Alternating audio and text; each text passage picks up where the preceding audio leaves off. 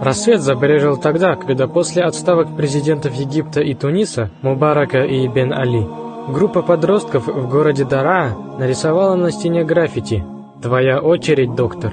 Мальчики были пойманы и доставлены в полицию, которая стала действовать по накатанной схеме. Детей стали пытать. Процессом пыток и выбивания показаний руководил кузен Башара Асада, Атеф Наджиб, возглавлявший политическую полицию в Дараа.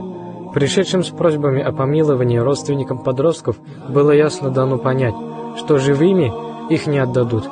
Идите к своим женщинам и делайте других детей, а если у вас не получится, то мы вам поможем. Таков был ответ. Спустя почти месяц тело одного из детей, Хамза Аль-Хатиба, все-таки было возвращено. Родителям было приказано немедленно похоронить мальчика. Когда тело было открыто, на нем были обнаружены многочисленные гематомы и следы от прижигания сигаретами. У мальчика был пробит череп, сломана челюсть и отрезан половой орган. Весть об этом распространилась очень быстро. В принципе, никаких новаторских методов в работе с задержанными подростками использовано не было. Несогласие с режимом всегда наказывалось примерно так, невзирая ни на пол, ни на возраст. Полиция делала свою работу так, как ее учили, и так, как от нее требовалось.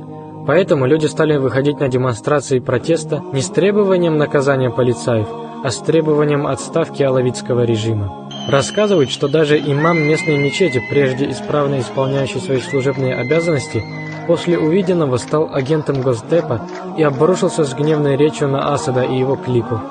Получив известие о происходящем, Башар стал действовать так, как считал правильным и единственно возможным. Разбираться с демонстрантами он отправил армейские подразделения, которые стали пытать и расстреливать людей, даже не мешкая.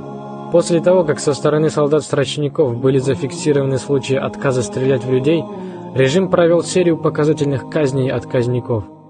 Потом демонстрантов стали расстреливать из танков и вертолетов. Потом начался джихад.